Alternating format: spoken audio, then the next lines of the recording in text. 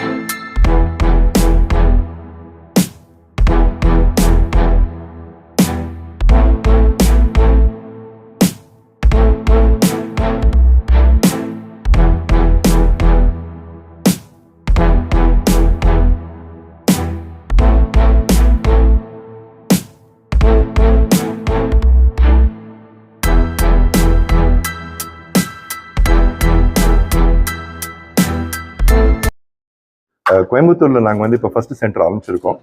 நாங்கள் ஒரு 7-8 வருஷம் முன்னாடி பெங்களூர்ல இதை ஆரம்பிச்சோம், கைட் சீனியர் கேர்னு சொல்லிட்டு. நாங்கள் பெரியவாளுக்கு, முதியோர்களுக்கு outside the hospital care எல்லாம் ப்ரொவைட் பண்ணுறோம். முக்கியமாக 3 விஷயம் நாங்கள் பார்த்துக்கிறோம். போஸ்ட் சர்ஜரி கேர்னு ரீஹாபிலிட்டேட்டிவ் கேர்ன்றது ஃபர்ஸ்ட் கேட்டகரி. 2வது பாலியேட்டிவ் கேர். அப்புறம் 3வது டிமென்ஷியா கேர், இந்த மெமரி லாஸ் இருக்கிறவாளுக்கு. நாங்கள் இந்த 3 கேர் தான் ஸ்பெஷலைஸ் பண்ணிட்டு இருக்கோம்.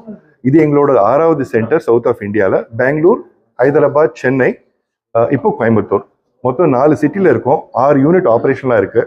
எங்ககிட்ட 450 பெட் ப்ளஸ் இருக்குது எங்ககிட்ட. இது வரைக்கும் ஒரு 9000 சீனியர்ஸ்க்கு நாங்கள் கேர் ப்ரொவைட் பண்ணியிருக்கோம். சவுத் இந்தியாவில் இன்னும் க்ரோ பண்ணுறதா பிளான்.